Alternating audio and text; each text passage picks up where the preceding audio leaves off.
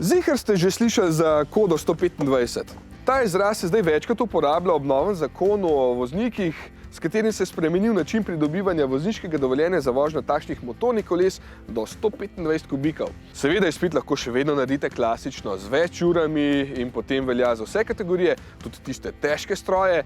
Lahko pa izberete to novo možnost, če imate B kategorijo in niste voznik začetnik in v samo 6 praktičnih urah pridete do izpita za motor do prostornine 125 kubičnih centimetrov in z močjo do 11 kW.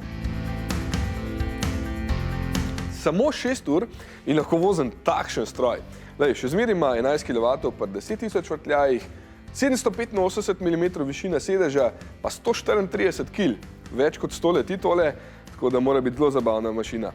Ali pa takšen skuter, kot sem ga pokazal, da ne rabim z avtom na šiht, ker tole manj porab, bolj agilen sem v prometu, zapozimam pa še takšne dodatke, da me ne zebe. Ali pa takšen naked, ne? Ampak to je pomembno. S takšnim dovoljenjem se boste uradno lahko vozili samo po Sloveniji. Ja, tudi na vozniškem dovoljenju je zabeležen, da gre za kodo 125, torej B125. Prednost je seveda, da je marsikomu zdaj lažje priti do takšnega motorja, tudi prodaja se je močno povečala, kar pomeni, da bo potrebno spremeniti tudi dojemanje prometa. Pričakovali smo povečanje, da bo tako veliko, pa vendarle ne. Ampak AMZS kot pobudnik te spremembe smo vedeli, da se bo nekaj spremenilo.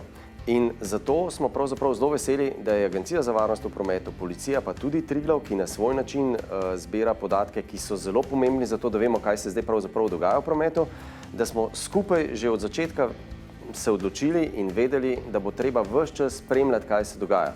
In zdaj, ker je toliko veliko ljudi presedlo iz avtomobilov na to vrsto motorjev, to ni kolo, to ni skuter, to je resen motor, in če presedaš iz avta na motor, je to zelo velika razlika v načinu vožnje, nevarnosti in vse ostalo. In drugo, zdaj, ko jih je toliko več na cesti, v Avtomoto zvezi že razmišljamo o tem, da to sproža nove situacije v prometu, ki seveda jih moramo nasloviti drugače. Naš Anže je eden od avtomobilskih uporabnikov aplikacije Drive zavarovalnice Triglav. Se je pohvalil, da je letos že zdavnaj izpolnil vse obveznosti in pridobil 25% popust na zavarovanje za svoj avto. Drive pa ni namenjen samo popustu, ampak predvsem spodbujanju varne vožnje in nasploh upoštevanju pravil. No, zdaj je na voljo tudi za motoriste. Od meseca maja tega leta, odkar smo ponudili možnost uporabe aplikacije Drive tudi za motoriste, je teh uporabnikov že več kot 1600, od teh je pa mesečno aktivnih okrog 800. Osnovo, kako deluje aplikacija Drive oziroma kako ocenjuje vožnje, smo črpali seveda iz uporabe pri avtomobilih. Za vožnjo na motorjih pa smo prilagodili algoritem ocenjevanja voženj, ker vemo, da so sile, ki delujejo, oziroma način vožnje pri enoslednih vozilih je drugačen kot pri avtomobilih. Zato smo tudi prilagodili te mejne vrednosti zaznavanja sil pri naglih zaviranjih, pospeševanj in pa vožnje v ovinek, tako da se v bistvu tudi z dinamično vožnjo lahko doseže ocena 90 ali več, ki se šteje kot varna. To je pa huda. Število motoristov se je in se bo še močno povečalo, kar je seveda po svoje super, ker več ljudi na motorjih pomeni tudi manj ljudi v avtomobilih. Torej manj gneče in manj zastojev, pa manj izpustov. Kot vedno pa lahko tudi to skriva svoje pasti. To so novi motoristi, ki nimajo praktično nič izkušenj na takšnih vozilih, zato se poraja vprašanje, če je 6 ur dovolj. Mimogrede, 6 ur je predpisano, to je minimum. Če inštruktor meni, da je potrebnih več, boste več tudi morali odpeljati. Na koncu pa ni izpita in tudi tukaj se krešejo mnenja. Tako da je definitivno prinesla nekaj dobrega, verjetno pa bo tudi kaj slabega. Dobrega je sigurno v smeri pretočnosti prometa.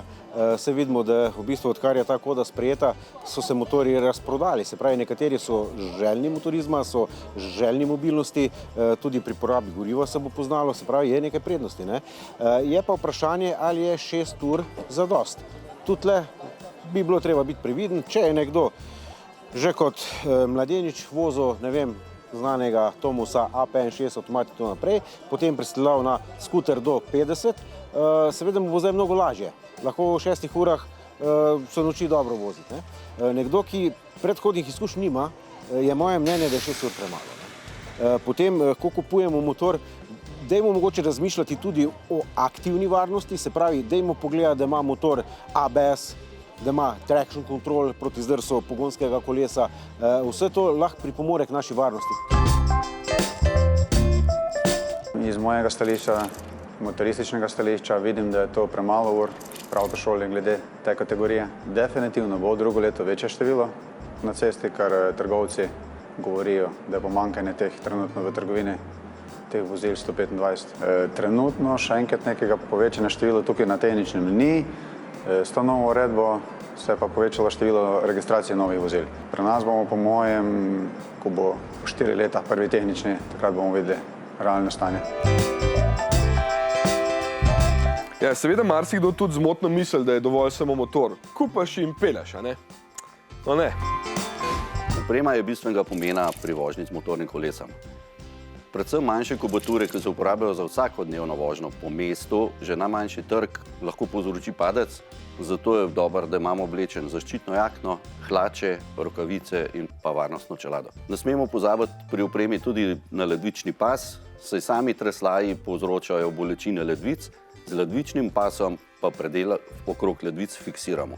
Večina teh, ki se bo odločalo za kodo 125, so že kdaj v mladosti lahko vozili kakšen skuter ali pa moped, tako da neko osnovo imajo osnovo tudi iz kolesa. Ti imaš izkušnje iz prometa, imaš izkušnje iz gibanja v prometu in točno veš, kako voziti. Je pa pravilno, da se na poligonu, da vsak inštruktor preveri posameznika, kako bo lahko vozil, a je sposoben ali ni sposoben. Če želite takšen 125-kubični motor voziti tudi v tujini in že imate veljavno vozniško dovoljenje B kategorije, pa niste voznik začetnik, potem bo pa treba opraviti izpit iz teorije pri AVP, najmanj 7 ur praktičnega usposabljanja in potem še izpit na vožnjo, da boste pridobili kategorijo A1. Vem, nič težjega za vas, ampak povem, da boste lažje planirali. Ja, kaj, a ti tudi zdaj planiraš, ali kaj? Ja, seveda, pa samo zato, da bom lahko tebe pametoval. Ja, sam zato, ne. Tako, kot sem šel za šlefar delati. O, daj, Samo zato, da lahko tebe pametujem.